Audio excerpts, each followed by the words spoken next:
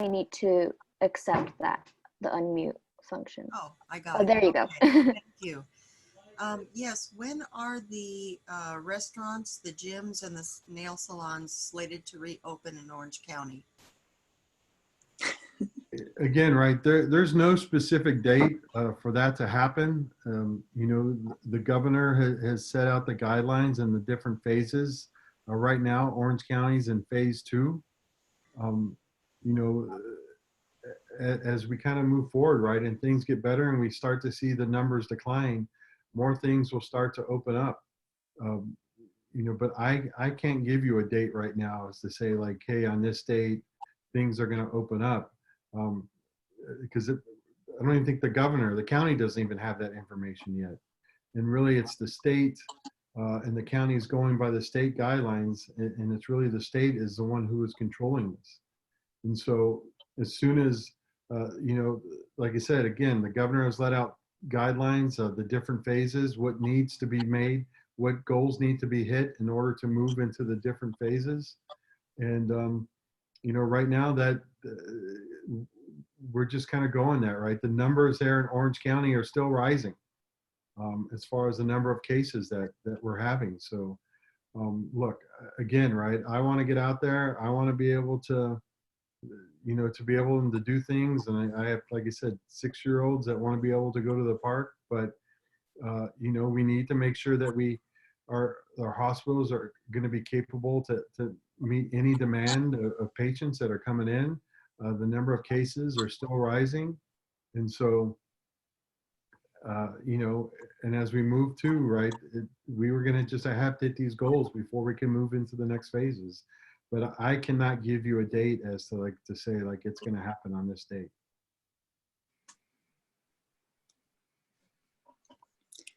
Thank you, Diane, for that question. Tiffany, who do we have our next question from?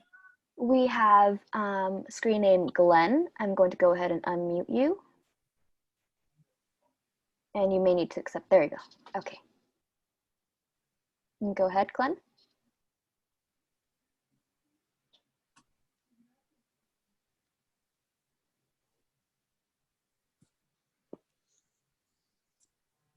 Glenn, I think we're still having some trouble hearing you.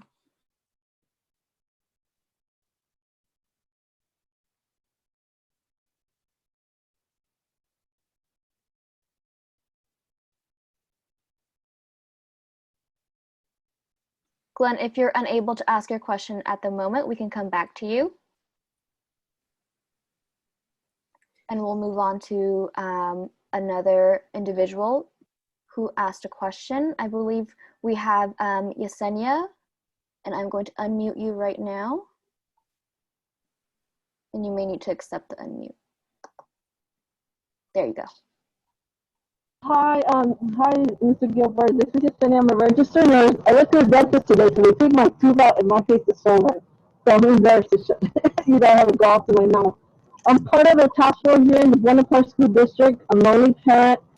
We were sending the kids back to school. I was recommending, like, as a IT nurse, hand sanitizers in the entrance and in the, you know, on the tables.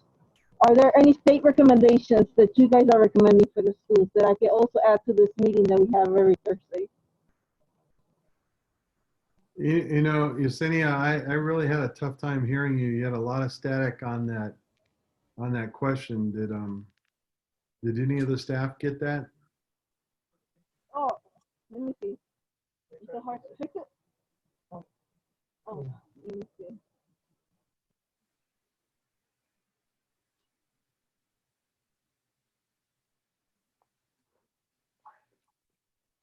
While we're waiting, Glenn, I wanted to just take a quick moment. If you could send over your question via the chat option that Zoom has, we're more than happy to take your question that way in case you know, we can't take your question at the moment.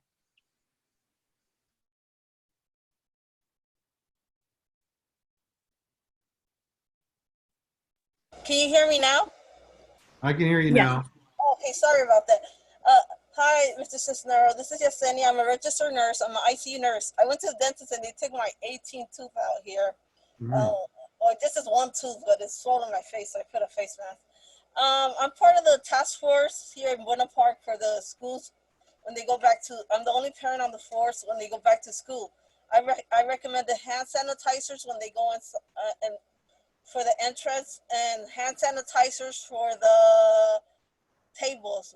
Are there any state recommendations that I could bring to the table for the next meeting on Thursday that you can recommend or that you know of? Look, there's going to have to be guidelines that are put out by the CDC. You know, they're putting out guidelines now. I mean, students may have to continue to wear masks when they're in school, you know, going into, you know, when they start up school again, right? Right now, it's just kind of hard to say, but I think, you know, when schools open up, from what we know, right, the things that we need to continue is practicing the safe guidelines that that we're all following right now, which is wearing a mask, maintaining social distance, you know, using the hand sanitizer, washing their hands, you know, cleaning the classrooms on a daily basis to make sure that they are sanitized. You know, these are all things that are going to need to be done until we can get through this.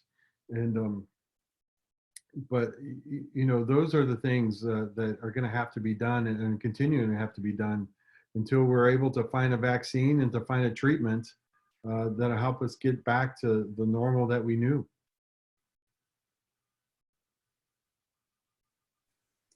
Thank you, Yesenia, for that question. I just want to take a moment to briefly recognize and acknowledge Buena Park School Board member Jerry Frutos, who is joining us on the call today.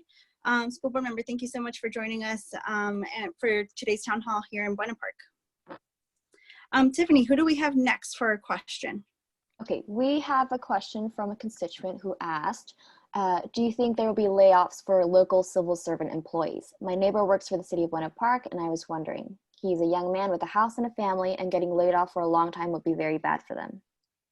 Well, this is one of the reasons that I've been advocating that we need direct funding to our cities and our towns all over the country. And the HEROES Act would provide, you know, $875 billion to both our states and our cities around the country. The city of Buena Park for 2020, if the HEROES Act is passed by the Senate and signed into law, would get nearly $42 million for fiscal year 2020 and an additional $21 million for fiscal year 21. So we don't want to, you know, we want to be able to stop these layoffs. And there have been some cities around the surrounding area that have had to lay off part-time workers that work for the city, right? You know, most of our cities are spending between anywhere from 65 to 75% of their budget on public safety. You know, that's our police and our fire. And we don't want to get into a situation where, you know, where they're hurting so much and their budgets are, in order to balance their budget, they're going to have to start cutting those services, laying off police officers, laying off firemen, closing a fire station. That's not what we want to happen. So this is why the HEROES Act is so important. This is why, you know, I've been advocating for direct funding to our cities, as well as with the flexibility to spend that money where they see fit, and so that they can use it to replace lost revenue, so that they can keep, you know, these safety programs going to help keep our first responders employed and to keep people on the payroll.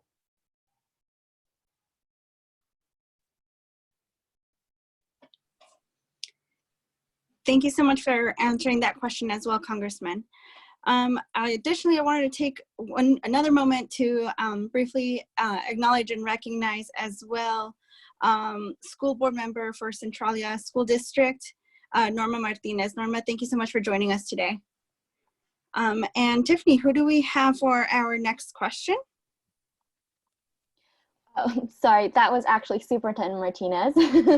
And actually, that was going off of that, she actually had a question for us. She asked, what is the likelihood of HEROES funding or something similar coming directly to school districts to address the needs of our special education needs, our English learners, and our homeless children? She also wanted to share that the food needs are also very great, and her district has been serving approximately 15,000 meals per week, and she's very concerned about ongoing funding for summer feeding programs. Right. You know, the funding for these programs is, especially the food program, so many schools have been able to continue to provide meals to students who need those on a daily basis. And we need to make sure that that funding continues, that in no way that that is cut.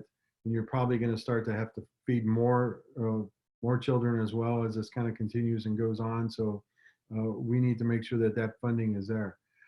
Um, we I, good again, right? I've been fighting for funding, right, and funding for our education. And like the HEROES Act did provide $90 billion to education that would go to school districts around the country. However, though, we don't really have a mechanism in place to where that funding could go directly to the school districts. That money, the education money that we talked about, would flow through the states, and then the states would pass that on to the school districts. But this is money that, you know, the states have been asking for. Again, right? Or the governor knows, the Secretary of Education here, Tony Thurmond in California, knows that they need this funding, that they have a gap. Um, if the governor has to go, if they weren't to get any funding and they at all, in order to balance the budget, the governor is talking about having to cut $19 billion to education. So we know that funding needs there, and sending that money through the state, he knows it needs to get down there to the school districts. And so that's how the education money is going to come. Like I said, again, the HEROES Act provided $90 billion for education, and that money will get down into our school districts to help them out and to really help them, you know, what I'm going to say is modernize their classrooms post COVID-19.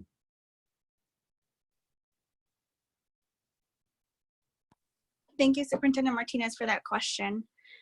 Tiffany, who do we have next? Next, we have a question from a constituent who asked, I'm a community leader and I interact in different meetings where the community asks, and today I ask you, what would you like me to share with you to my community of Buena Park concerning COVID-19 that makes us feel more secure? What do you advise us, and how can we help each other? I would say if you want to share information with me, I would say whatever you're hearing from these different groups that you're interacting with, you know, I would love to hear what they are having to say and really what their thoughts are in regard to the coronavirus. Now, if you're asking for me to provide you with information and what you can share with them, is that look, this is this virus that we know of, and we're learning more about it every day. And having served on the serving on the Armed Services Committee, we've kind of talked about the different ways that the virus has affected our sailors out there. Especially, I'm sure you all heard about the Teddy Roosevelt. You know, there was sailors there who were in quarantine for 14 days that after they came out of quarantine still tested positive for the virus. And so again, right, we also learned about the mutations in the virus, that there was a different one that entered through Italy than another different one that came in through China. So the thing that I would share with you, to your group, the people that you're talking with, is that, you know, this is very serious. We need to make sure that we put our health and safety first, and that, you know, it's so important to follow the CDC guidelines. You need to wear a mask when you're out in public. You need to stay home unless you absolutely have to go somewhere. The reason for wearing the mask is, you know, is basically we don't know who has the virus out there. And there's so many people that have been testing asymptomatic that are carrying it around that don't know if they have it or not. So we almost have to kind of operate in a sense that just assuming that we might have the virus, and wearing a mask is gonna, you know, well, it's not gonna stop it completely, but it'll help from it being passed on to other individuals. We need to use the hand sanitizer. We need to practice the social distancing. We need to make sure that we're washing our hands and that we're cleaning, you know, our surfaces, you know, after we're doing stuff, to keep them clean and disinfected. So that's what I would share with you your individuals. And I know this is a big weekend right here. This is Memorial Day weekend. There's usually like a lot of barbecues and people kind of getting together. But, you know, again, right, I would say if you don't need to do that, if you can resist it, just, you know, barbecue at home with your family, stay safe, and really follow the CDC guidelines. Thank you for that question. Tiffany, who do we have next for our next question?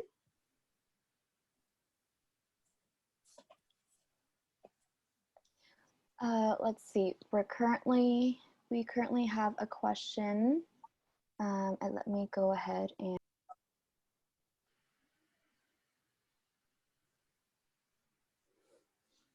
Okay, a question that we have is, what has GC done to help the most affected communities that have been hit economically? Well, you know, we know from what we're seeing, right, communities of color, low-income communities have been the hardest hit. Um, Everywhere you're hearing about people of color are dying at a higher rate than the general public.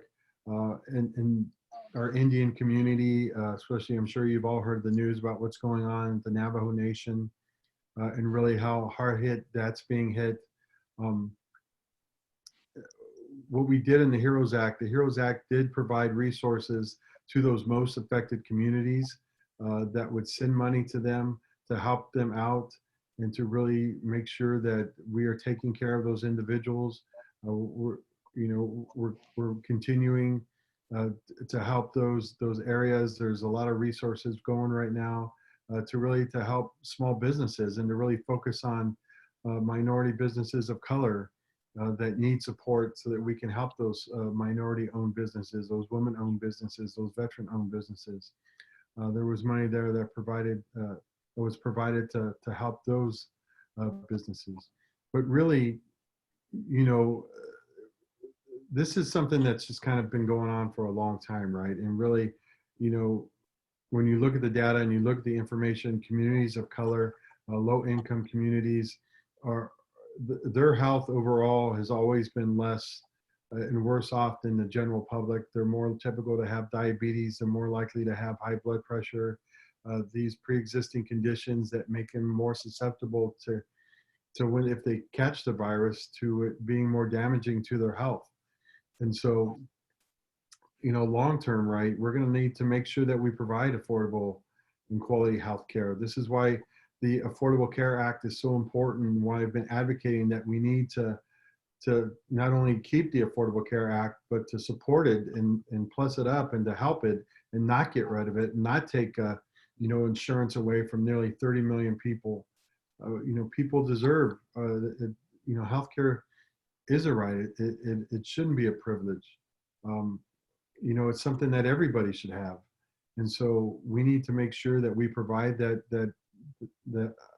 high quality, affordable healthcare to help these people out. And this is something that, you know, the virus has kind of exposed it. You exposed it really out there as to really how much we really need to do and the difference that we need to make in these communities. Thank you, Congressman. Now, if I may just insert here a shameless plug for one of our upcoming events next Friday. On May the 29th, the Congressman will be hosting a virtual roundtable discussion specifically helping the Latinx community.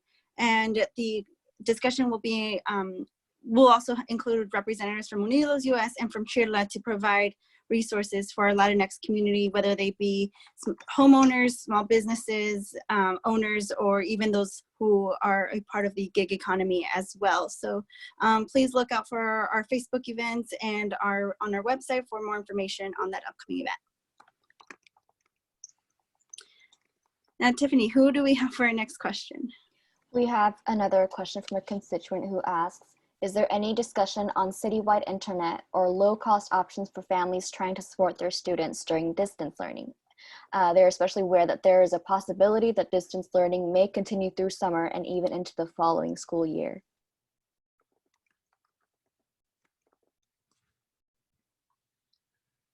Uh, so that, that's been another thing that's really been exposed going forward from what we've seen um, because of this pandemic, right? We already knew there was a digital gap, that not everybody had access to high-speed internet, not everybody has a computer, but that really has been exposed. It came out into the forefront, because of the pandemic. Our school districts all over the district, the 39th, have been doing a great job of really trying to help students out, providing them with hotspots, giving them, whether it be an iPad or a computer that they could take home to use so they can continue their studying and kind of continue their education. One of the things that I've learned, actually, even not only is this a problem in our K through 12, but it's also a problem with our college students as well. Um, I've heard from, I've talked to all our college presidents, the community colleges, Cal State Fullerton, Cal Poly Pomona, and they've all said the same thing, that they've had to loan out computers, they've had to buy hotspots. And to me, the idea of an individual being in college right now and not having a laptop that they could use on a daily basis while they're in class just doesn't seem, I just didn't know that was happening. And so these are things that we need to fix, right? And we need to invest in high-speed internet, and to make it more, not only citywide, but, throughout all our communities across the country. And the HEROES Act did provide $5 billion so that we can do this. The high-speed internet is almost got to become, we got to get it to where it becomes a basic necessity utility. Right now here, we expect people to have electricity in their house, and it's just one of those things that people need to have and to live on, is to have electricity in their house. We need to do the same thing with high-speed internet. It's got to become a basic utility, a necessity that people have, so that they can use it. And we're really found out, like I said, in this pandemic, about how important, and really how some students just haven't been able to continue their education because they didn't have those access to this, to high-speed internet or to a computer.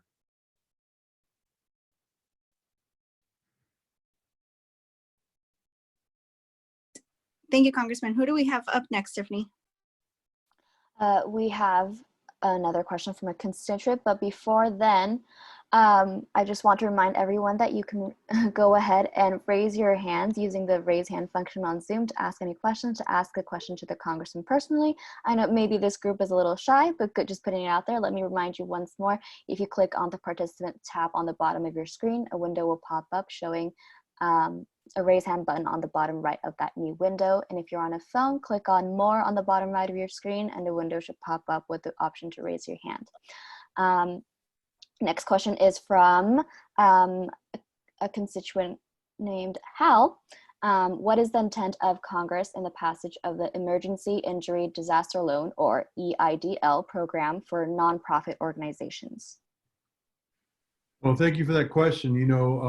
I was on a bill with a bipartisan bill with both Democratic and Republican colleagues that we introduced, that would provide for to make sure that our 501c6s, our chambers of commerce, which have been so necessary, right, to our small businesses during this pandemic, providing them with information, providing them with resources, so that they would be able to get access to the PPP as well as the EIDL loans. In the HEROES Act, that bill was included in the HEROES Act. It basically opened up the PPP and the EIDL for all nonprofits. So whether you're a 501c3, a 501c6, you can get money through those programs in order to help your nonprofit so that you can continue to do the services that are so necessary during this time. We also, in the HEROES Act, put in an additional $10 billion that would go to the EIDL program to help our small businesses and our nonprofits.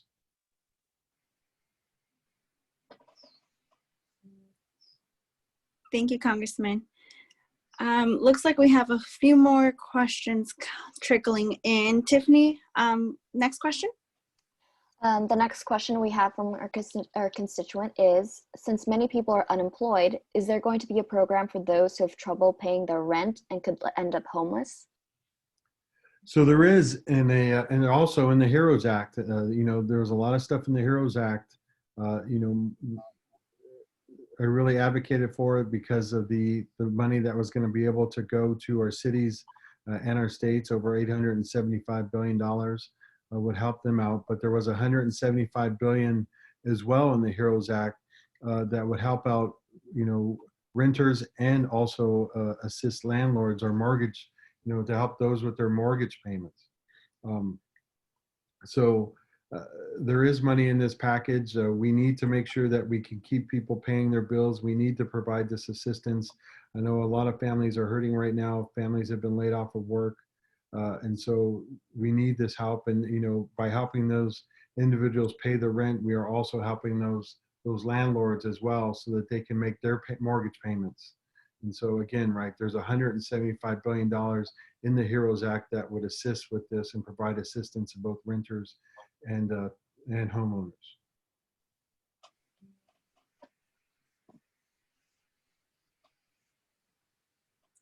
Thank you for that question. Tiffany, who do we have next? We have a question. I need help getting my stimulus check. What do I do? So you need to call our office, and I'm going to give you the number right now, 714-459-4575. We can start an inquiry for you. We can work with the state assembly offices, Sharon Quirk Silva, or no matter where you live in the district. We have 3 different assembly districts that we overlap with. We can connect you with those offices to help out with that. But our phone number again is 714-459-4575. And I would ask you to, if you have any issues or any problems with anything, or you're just looking for information or resources, please give us a call. And again, we will get back to you. We will answer your email. We will return your phone call. And we will do the best that we can to provide you with that information. And if we can't find it, we will put you in contact with somebody who can.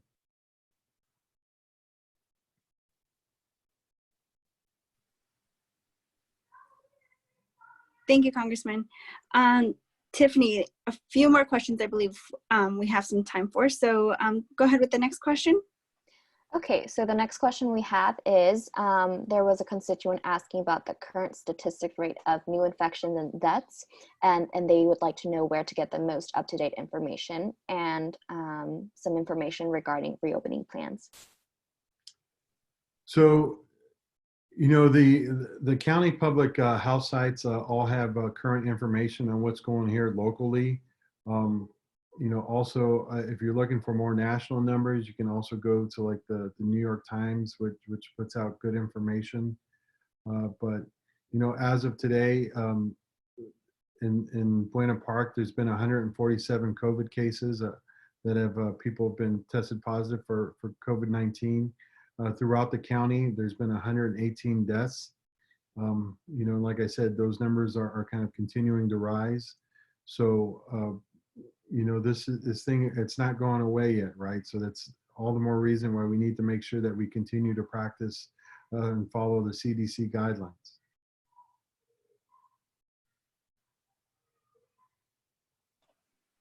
Thank you, Congressman. Tiffany, do we have any more questions? We currently don't. And once again, I want to prompt all of our, actually we have, let's see. Yesenia has another question, so I'm going to go ahead and unmute her. Yesenia, let me see. You might need to, there you go. Okay, go ahead. Yes, my question is, next time we have the online schooling, can we have the teachers live? Can you request that for all the districts?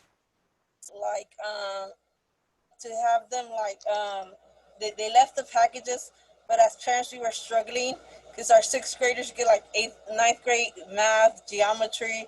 It's not the same way we did it during the old school era. Mm-hmm. So can we have the teachers live, or a tutor provided by the state or the cities, or allocate money like that where we can have an online tutor coming next time we have a disaster like this, because we have never experienced this, you know? No, look, again, like I said, I have two 6-year-old boys. My wife has become their primary educator right now. She's teaching them. You get some guidelines from the teacher as to like, okay, this is what they're doing today. Like here's the forms or here's the sheets, but it's basically left up to her to make sure that they do that and that they get it done. And so it is, look, we're parents. Not all parents have really been prepared for this, right? To teach their kids at school and to really kind of to be there and assist and not to help out. Look, this is a situation that we've all kind of been thrown into. Our schools are not prepared to do this. Online education, this distance learning, it's a different type of education. It takes a different type of curriculum. And our schools just weren't prepared for that, right? And it's no fault of theirs. This just wasn't something that they were planning to do, and it wasn't part of the thing. And I know they're all doing the best that they can. The teachers are working hard, and I have always appreciated our teachers, but I can tell you after this, I have a lot more appreciation for our teachers and the work that they do, and having to just kind of corral those kids and to keep them focused and to teach them every day. I mean, we have two, and we're trying to keep them in their chair, learning, and it's difficult. And so I really do respect the job that our teachers are doing and everything. But I'm sure if you reached out to the school and to your kids' teachers and said, look, they're having problems with this. The geometry is just, it's not my forte. It's not something that I know. I haven't done it in a while. What can we do to help, or how can we help my child? I know they'll be there to work with you. They'll be there to help you. This is just a tough situation that we've all been kind of thrown into. And, only thing I can imagine, there's going to be a lot of review going on when we go back to school.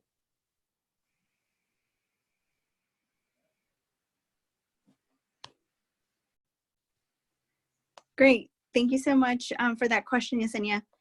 Tiffany, I see some hands up. Do you want to go with the next question? Yes, we have a question from Aaron, and I'm going to unmute you right now. Okay, and you are unmuted now. Yes, hi, it's Aaron. And you mentioned about the HEROES Act to relieve homeowners, landlords, and renters. When do you think that's going to be? Well, we passed it in the House last Friday. The Senate needs to take it up. Unfortunately, they decided to do nothing this week. They're just going on and confirming more judges. They didn't take up any legislation. As far as I've known from the report that I heard, the HEROES Act was not something that they've done. Next week, they're going on recess after the Memorial Day holiday. Look, Secretary Mnuchin today, the Secretary of the Treasury, said today that more is going to need to be done. There's going to have to be another stimulus package that gets done. So the Senate is going to have to act. Mitch McConnell, the majority leader in the Senate, has said we should just let the states go bankrupt. I can tell you that is not the feeling of my Republican colleagues in the House. I have signed on to bipartisan legislation with my Republican colleagues to make sure that we provide funding to our cities and our states so that they have the flexibility to put resources where they see fit and where it needs to be spent. And so there is a push to get more done. There is going to have to be more stimulus. There is, going to have to be more relief for small business. There's a bipartisan bill next week that's going to be voted on that's going to help our small businesses as well. So there is bipartisan support to get more done. The administration is asking for more stimulus to get done. The chairman of the Federal Reserve was on 60 Minutes last week saying that Congress is going to have to provide more support. The House of Representatives has done its part. Now we need the Senate to come together and to do theirs.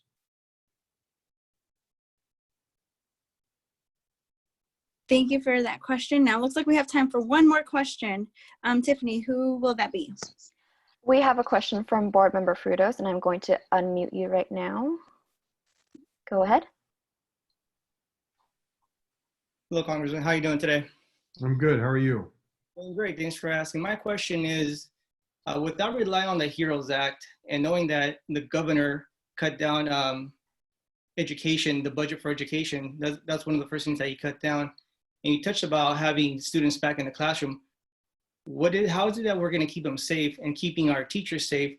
And is there a possibility if we're going to have students in the classroom, are the school districts going to have available testing to everyone around them so they can feel safe if we're going to be having those students back in the classrooms and having our staff running our school districts effectively?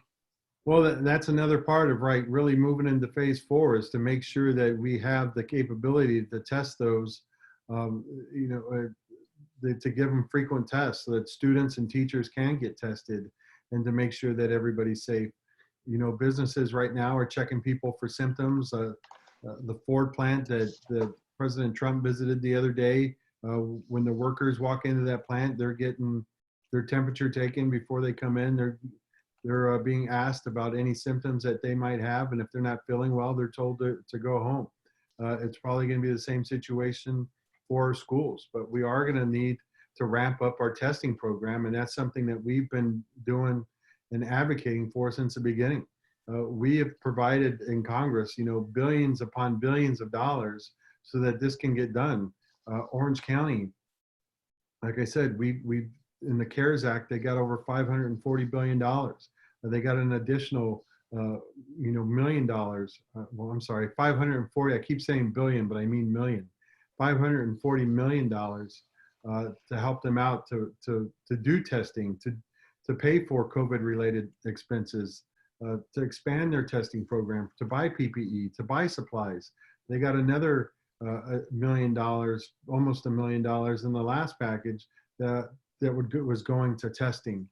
And so these are things that are going to have to be done. We are going to continue at the federal level to supply funding to help our schools to get through this and to help, it has to be done. It's got to be done. And if the Senate doesn't want to take up this legislation, if they don't want to do anything right, then it's going to be on them.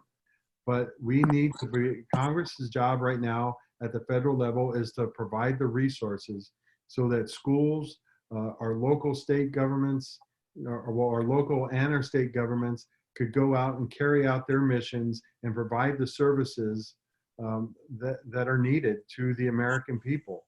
And we have to continue to provide that funding so that it can get done. Thank you for that last question, Board Member Frutos. Before we close, I actually would like to let you know about something that our office is doing this May. As you may or may not know, May, sorry, is Asian Pacific Heritage Month, and the Office of Congressman Cisneros is currently accepting nominations until this Tuesday, May 26th, for outstanding AAPI individuals, and we invite you to nominate outstanding AAPI leaders in the fields of education, healthcare, small business, and public service, as well as high school students in the fields of academics, sports, arts, community service, and leadership. The nominee must live in the 39th district, and for more information on how to nominate, you can go ahead and check the Congressman's Facebook page by going to facebook.com/Rep.Gil-Cisneros. And if you go to his Facebook site here, you can also, again, find some more information on the May 29th event for the resource event for our Latinx community in the district. And with that, I'm going to go ahead and turn it to the Congressman again for his closing remarks. So I just want to thank you all for joining us today, taking an hour out of your day to give me this opportunity to speak with you, to give you an update and to really answer your questions. If something comes to mind that you think of like, oh, I wish I'd asked this question, give our office a call, 714-459-4575. Again, like I said, we will return your phone call. We will answer your email. We will get back to you. We are prioritizing those that have an urgent need, but I promise you, we will get back to you. So if you have a question, give us a call, or if you need some help or support, please give us a call. And again, I just want to thank you all for joining us here on this town hall. And just one last thing that's non-COVID-19 related before I do go, but the 2020 census is still going on. It's very important that everybody completes the census. I did mine. It only took me about 10 minutes to finish it, so you can do it very quickly online. But you can also, there's multiple ways you can do it this year. You can do it online, you can do it via the phone, or you can request a packet so that you can do it the way that it's been done in years past. You can also, it's available in multiple languages as well. So please get that census done. Not only is important, we use that information to draw our congressional districts, our state assembly districts, but we also use that data to decide how much federal funding an area is going to get.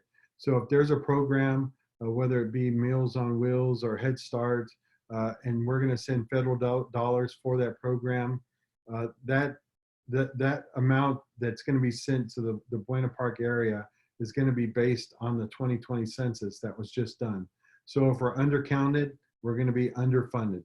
So make sure you fill that out. And again, if you have any questions, please call our office. I'll give you the number one more time, 714-459-4575. But again, thank you for joining me. Enjoy your holiday weekend, but please remember to follow the CDC guidelines. Wear your mask if you're out in public. Make sure you use hand sanitizer, wash your hands, and please practice social distancing. So take care of yourselves, stay safe, and we'll talk to you later. Thank you.